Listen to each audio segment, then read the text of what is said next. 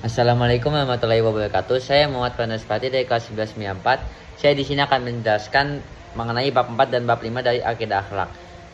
Yaitu bab 4 adalah tokoh dan ajaran tasawuf, dan bab 5 adalah meneladani sikap dan sifat dari Abdurrahman bin Auf dan Abu Dzar Al-Ghifari.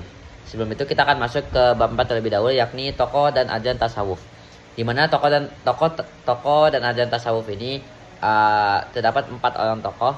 Yang pertama adalah Imam Junaid Al-Baghdadi, selanjutnya Imam Al-Ghazali dan Rabi'ah Al-Adawiyah serta Syekh Abdul Qadir Al-Jailani. Sebelum kita masuk ke 4 tokoh tasawuf ini, kita akan membahas pengertian dari tasawuf ini. Yang berkenaan dengan tasawuf menurut Harun Nasution ada 5. Yang pertama adalah safa, yang artinya suci. Disebut suci karena kesucian batin kaum sufi dan kebersihan tindakan keikhlasannya. Yang kedua adalah sof, yang artinya barisan. Karena kaum sufi mempunyai iman kuat, jiwa bersih, ikhlas, dan senantiasa memilih barisan yang paling depan dalam sholat berjamaah. Selanjutnya yang ketiga adalah teosofi. Teo yang artinya Tuhan, sof artinya hikmah, yang artinya hikmah dan kearifan ketuhanan. Selanjutnya yang keempat adalah sufah, yang artinya serambi tempat duduk, yaitu serambi Masjid Nabawi di Madinah yang disediakan untuk orang-orang yang belum mempunyai tempat tinggal dari kalangan muhajirin di masa Rasulullah. Mereka biasa dipanggil ahli sufa, yang artinya pemilik dari serambi itu, karena di serambi masjid itulah mereka bernaung atau tinggal.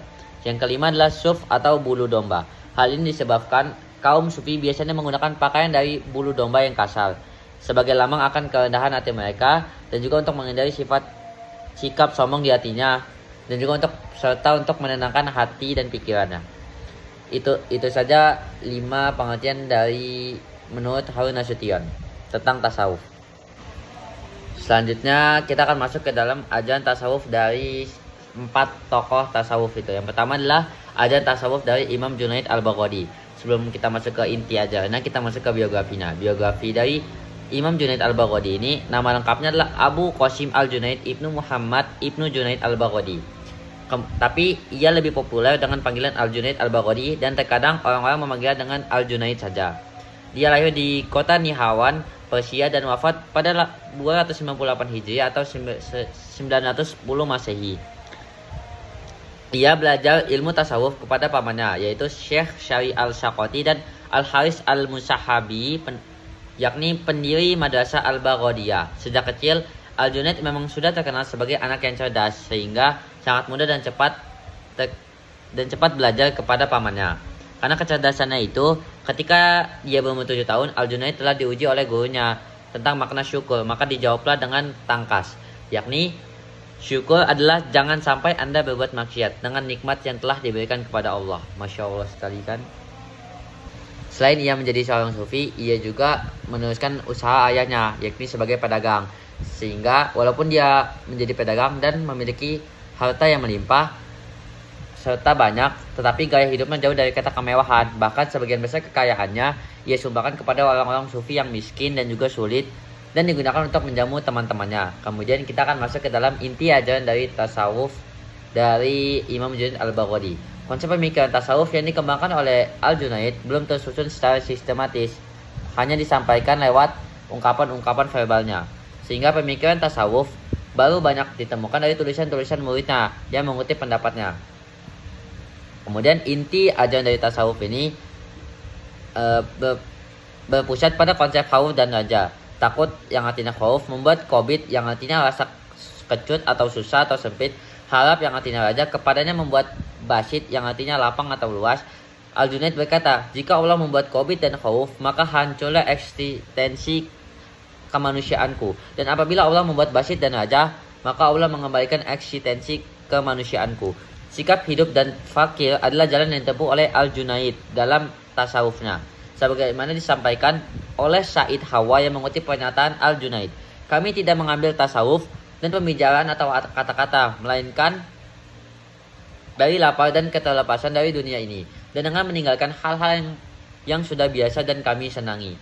Adapun dasar-dasar dari ajaran tasawuf yang dikembangkan oleh Imam Junaid Al-Baghdadi, yang pertama adalah seorang sufi harus meninggalkan kelakuan dan sifat-sifat yang buruk dan menjalankan budi pekerti yang baik. Yang kedua, ajaran tasawuf adalah ajaran-ajaran yang dapat memurnikan hati manusia dan mengajarkan hubungan baik dengan makhluk lain. Yang ketiga adalah Memalingkan perhatian dari urusan duniawi kepada urusan ukhrawi. Bagi orang beriman, meninggalkan pergaulan sesama manusia itu lebih mudah dibandingkan harus berpaling kepada Allah, itu sulit. Yang keempat adalah harus berpegang kepada tauhid, yaitu mengesahkan Allah dengan sesempurnaannya. Yang kelima adalah seorang sufi harus bisa melakukan 3 syarat amalan, yaitu 1. Melazimkan zikir yang disertai himmah dalam kesadaran penuh. 2. Mempertahankan tingkat kegairahan dan semangat yang tinggi. 3. Senantiasa melakukan dan melaksanakan syariat yang ketat dan tepat dalam kehidupan sehari-hari. Selanjutnya tokoh tasawuf yang kedua adalah Rabi'ah al-Adawiyah. Biografi Rabi'ah al-Adawiyah, nama lengkapnya adalah Rabi'ah binti Ismail al-Adawiyah al-Bashiriyah al-Qaisyiyah. Ia diperkirakan lahir pada tahun 95 Hijriah atau 713 Masehi atau 99 Hijriah atau 717 Masehi di suatu perkampungan dekat kota Basra, Irak, dan wafat di kota itu pada tahun 1855 Hijriah atau 801 Masehi. Dia dilahirkan dari keluarga yang sangat miskin dan merupakan anak keempat dari 4 bersaudara, sehingga ia dinamakan Rabi'ah yang berarti anak keempat. Beberapa hari setelah kelahiran Rabi'ah, Ismail bermimpi bertemu dengan Nabi Muhammad. Dalam mimpinya, dia berkata kepada Ismail agar jangan bersedih karena Rabi'ah akan menjadi seorang wanita yang mulia, sehingga banyak orang akan mengharapkan syafaatnya. Sejak kecil, Rabi'ah sudah dikenal sebagai anak yang cerdas dan taat beragama. Inti ajaran dari Rabi'ah al-Adawiyah yang pertama adalah corak tasawuf Rabi'ah al-Adawiyah berfokus pada konsepnya tentang mahabbatullah, yang artinya cinta Allah. Ia mengungkapkan perasaan tentang cinta ilahi dengan 2 corak cinta, yaitu cinta karena diriku dan cinta karena dirimu. Al-Ghazali memberikan ulasan tentang syair cinta Rabi'ah al-Adawiyah tersebut sebagai berikut. Mungkin yang Rabi'ah maksudkan dengan cinta karena dirinya adalah cinta Allah karena kebaikan dan karunia-Nya di dunia ini. Sedangkan cinta kepadanya adalah karena ia layak dicintai keindahan dan keagungan yang tersingkap kepadanya. Cinta yang kedua merupakan cinta yang paling luhur dan mendalam serta merupakan kelezatan melihat keindahan Tuhan. Selanjutnya, tasawuf yang diamalkan oleh Rabi'ah termasuk tasawuf irfani. Konsep tasawuf mahabbah yang diajarkan oleh Rabi'ah merupakan perwujudan rasa tulus dan ikhlas dengan cinta tanpa adanya permintaan ganti dari Allah. Ajaran-ajaran Rabi'ah tentang tasawuf dan sumbangannya terhadap perkembangan tasawuf dapat dikatakan sangat besar. Sebagai seorang guru dan panutan kehidupan sufi, Rabi'ah banyak dijadikan panutan oleh para sufi sesudahnya, dan puisi cintanya sering diujuk oleh para sufi lainnya. Selanjutnya, tokoh tasawuf yang ketiga adalah Imam Al-Ghazali. Biografi dari Imam Al-Ghazali, namanya adalah Jainuddin Hujjatul Islam Abu Hamid Muhammad bin Muhammad ibnu Muhammad Al-Ghazali At-Tusi Al-Nasyaburi Al-Faqih Al-Sufri Al-Syafi'i Al-Asy'ari. Ia lahir di kota Tus yang merupakan kota kedua di Khurasan setelah Nasyabur pada tahun 450 Hijriah. Beliau mempunyai saudara laki-laki yang bernama Ahmad. Ayahnya adalah seorang perajin kain suf yang terbuat dari bulu domba dan menjualnya di kota Tus. Selanjutnya kita akan masuk kepada inti ajaran tasawuf dari Imam Al-Ghazali. Sebelum dia menempuh jalur sufi, Al-Ghazali telah melewati pengembaraannya di berbagai bidang keilmuan, mulai ilmu fikih, tasawuf, filsafat, fikih, ilmu kalam, yang terakhir adalah tasawuf. Bagi Al-Ghazali, para sufi'ah yang menempuh jalur yang benar karena mereka memadukan antara ilmu dan amal, memiliki ketulusan tujuan dan betul-betul mengalami ketentraman dan kepuasan karena mendapat pencerahan dari Allah Subhanahu wa taala. Al-Ghazali mengatakan, ilmu yang dicapai para sufi bisa mematahkan hambatan-hambatan jiwa serta membersihkan moral atau sifatnya yang buruk dan tercela, sehingga mengantarkannya pada keterbatasan kalbu dari segala sesuatu selain Allah serta menghiasinya dengan ingat kepada Allah. Inti ajaran tasawuf yang diamalkan oleh Al-Ghazali termasuk pada kategori tasawuf akhlaki, yaitu tasawuf yang mengedepankan kepada perbaikan budi pekerti atau moral. Dalam Ihya, Al-Ghazali menyebutkan 8 makam sufi, yakni taubat, sabar, syukur, berharap atau raja, takut atau khauf, juhud, tawakal, dan cinta atau mahabbah. Cinta adalah makom yang tertinggi yang membuahkan rindu atau syauq, intim, uns, dan ridho. Untuk melewati setiap tanjakan, seorang salik harus melakukan riyadah dan mujahadah. Adapun yang dinamakan riyadah yaitu latihan kerohanian, adalah pembinaan diri dengan suatu perbuatan yang pada awalnya menjadi beban dan pada akhirnya menjadi tabiat atau karakter. Adapun mujahadah yang artinya adalah perjuangan melawan tarikan hawa nafsu. Selanjutnya, tokoh tasawuf yang keempat adalah Syekh Abdul Qadir Al-Jailani. Syekh Abdul Qadir Al-Jailani dilahirkan pada pertengahan bulan Ramadan pada tahun 471 Hijriah di Kampung Jilan. Ibunya adalah Ummu Al-Khair, yaitu induk kebaikan. Ahmad Al-Jabar, khodam Tuhan yang Maha Perkasa. Fatimah binti Abu Abdillah As-Sumai, seorang ibu yang memiliki keramah dan ahwal. Beliau menetap di Jilan sampai berusia 18 tahun. Kemudian pada tahun 488 Hijriah pindah ke Baghdad hingga akhir hayatnya. Selanjutnya kita akan masuk kepada inti ajaran tasawuf dari Syekh Abdul Qadir Al-Jailani. Di kalangan dunia tasawuf, Syekh Abdul Qadir Al-Jailani dijuluki sebagai Sultan Al-Auliya, yang artinya rajanya para wali. Kedudukan yang mulia ini dicapainya karena akhlak yang terpuji, ahwal dan karomah yang dimilikinya. Syekh Izzuddin bin Abdus Salam menyatakan tidaklah diceritakan keramat seseorang secara mutawatir kecuali Syekh Abdul Qadir Al-Jailani. Pujian yang serupa juga diungkapkan oleh Ibnu Taimiyah. Tasawuf yang dikembangkan oleh Syekh Abdul Qadir Al-Jailani termasuk tasawuf akhlaki, yaitu tasawuf yang berorientasi kepada perbaikan akhlak, mencari hakikat kebenaran, dan mewujudkan manusia yang dapat mencapai maqam ma'rifat kepada Allah. Beliau adalah seorang sufi besar yang berhasil memadukan syariat dan hakikat secara sinergis, serta berpedoman kepada Al-Quran dan Al-Hadis secara konsisten. Beliau menyatakan setiap hakikat yang tidak berpijak kepada syariat adalah kejindikan. Selanjutnya saya akan menjelaskan mengenai bab 5, yakni meneladani Abdurrahman bin Auf dan Abu Dzar Al-Ghifari. Pertama kita akan masuk kepada Abdurrahman bin Auf. Saya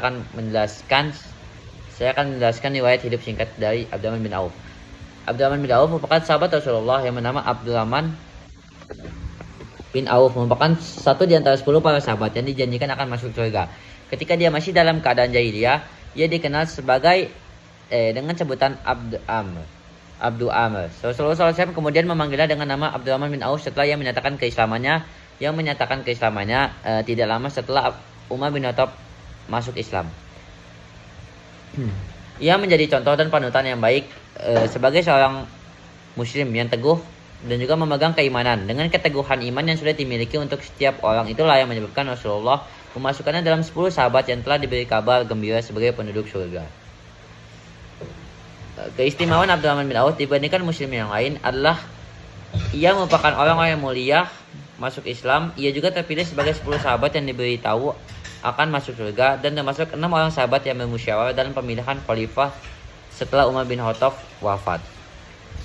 Keteladanan yang bisa diambil dari Abdurrahman bin Auf, ia sangat ikhlas meninggalkan harta dan kerabat-kerabatnya untuk berhijrah demi mempertahankan keimanan kepada Allah. Ketika ia berhijrah ke Madinah, maka ia pun juga dipersaudarakan dengan salah satu kaum muslim Madinah. Orang-orang muslim Madinah, yakni kaum Ansar, bersedia membagi harta kekayaannya untuk para muhajirin yang datang ke Madinah tanpa membawa harta kekayaannya, karena mereka berhijrah dengan sembunyi-sembunyi agar tidak tertangkap oleh orang-orang kafir. Maka Abdurrahman bin Auf merupakan seorang muslim memiliki jiwa wirausaha yang sangat tinggi. Baik semasa Rasulullah maupun sesudah wafatnya, kondisi perekonomiannya terus meningkat dengan pesat. Ia jadi dan memanfaatkan peluang usaha sehingga banyak memperoleh keuntungan. Akan tetapi Abdurrahman bin Auf ini tidak pelit, bahkan ia sangat dermawan. Abdurrahman bin Auf pernah menjual tanah seharga 40.000 dinar. Kemudian hasil dari penjualannya itu dibagi-bagi kepada keluarganya Bani Juhrah, kemudian istri Rasulullah dan kaum fakir miskin. Selain itu, ia juga pernah menginfakkan 500 ekor untanya, 500 ekor kuda untuk perlengkapan pasukan Islam yang akan pergi berperang. Pada saat detik-detik kematiannya, ia bahkan masih sempat mewasiatkan 50.000 dinar untuk fi sabilillah dan 400 dinar untuk setiap orang yang ikut perang Badar yang masih hidup. Selain terkenal dengan sifat pemurah dan dermawan, Abdurrahman bin Auf juga dikenal sebagai sahabat Rasulullah yang banyak meriwayatkan hadis. Selanjutnya kita akan mengenai sifat dari Abu Dzar Al-Ghifari. Abu Dzar Al-Ghifari sebelum masuk Islam, ia tinggal di dekat jalur Kafir Makkah, Syria. Ia dilahirkan di kalangan suku yang mengandalkan hasil perampokan dan penjajahan untuk memenuhi kebutuhan hidupnya. Dan kafilah-kafilah dagang dari Mekah kadang-kadang menjadi korban perampokan dari sukunya. Riwayat hidup Abi Dzar yang kelam tak lepas dari keberadaan keluarga dan sukunya. Abu Dzar yang dibesarkan dan dididik di tengah lingkungan perampok besar, Al-Ghifar pada masa itu menjadikan aksi kekerasan dan intimidasi untuk mencapai tujuan yang diinginkan sehingga kebutuhan hidup dapat terpenuhi. Abu Dzar yang semula bernama Jundab juga melakukan perbuatan yang sama dengan sukunya. Ia juga terkenal sebagai perampok besar yang sering melakukan aksi kekerasan di wilayah sekitarnya. Namun lama-kelamaan Abu Dzar merasa bahwa perbuatannya itu salah, hingga akhirnya dia menyesali segala perbuatan buruknya, tetapi juga mengajak sahabat-sahabatnya dari suku-sukunya untuk mengikuti jejaknya. Keputusan Jundab menimbulkan amarah besar dari sukunya dan juga pertentangan daripada sukunya, sehingga Jundab diusir dari tanah kelahirannya. Karena Jundab memilih untuk tidak menjadi perampok lagi, maka Jundab meninggalkan tanah kelahirannya bersama ibu dan saudara lelakinya, yakni Anis Al-Ghifar. Abu Dzar hijrah ke Najd atas Arab Saudi. Jundab meninggalkan negerinya karena di negerinya tidak ada penunggu kebenaran. Ini merupakan hijrah pertama Abu Dzar dalam mencari kebenaran dan kebaikan. Kemudian pada saat Nabi Muhammad SAW mulai menyebarkan agama Islam, maka Abu Dzar pun berpikir tentang agama baru ini. Pada masa itu ajaran Nabi Muhammad telah menggegerkan penduduk Mekah dan menimbulkan kemarahan di seluruh wilayah Jazirah Arab. Abu Dzar yang telah lama memendam kerinduan pada kebenaran langsung bersimpati kepada Nabi Muhammad. Ia lantas memiliki cita-cita ingin menjumpai Nabi Muhammad. Ia lantas pergi ke Mekah dan juga mengunjungi Ka'bah. Dengan waktu hampir 1 bulan lebih, ia melihat Nabi Muhammad menyebarkan ajaran-ajaran agama Islam. Pada saat Abu Dzar berkunjung ke Mekah, Ka'bah masih dipenuhi berhala dan sering dikunjungi para penyembah berhala dari suku Quraisy dan suku-suku sekitarnya, sehingga menjadi tempat pertemuan yang sangat terkenal. Karena tempat suci yang dibangun oleh Nabi Ibrahim, Rasulullah SAW pun datang juga ke sana untuk sholat seperti yang diimpikan sejak lama. Abu Dzar berkesempatan untuk berjumpa dengan Rasulullah dan pada saat itulah ia memilih untuk memeluk agama Islam.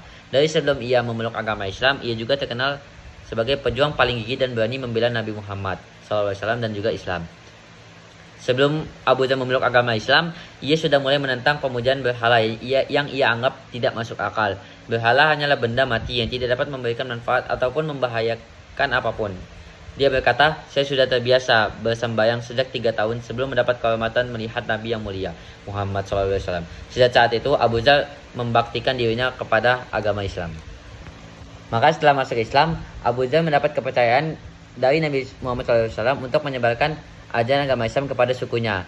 Walaupun awalnya mendapat pertentangan, namun misi Abu Dzar Al-Ghifari ini dikatakan berhasil karena banyak kalangan dari sukunya ikut masuk Islam, termasuk ibunya juga yang mau menerima Islam, serta hampir seluruh sukunya yang suka merampok berhasil diislamkan. Keberhasilan itulah yang selalu mendapat apresiasi dari Nabi Muhammad SAW. Rasulullah sangat menghargai kepribadian Abu Dzar yang sederhana namun pemberani.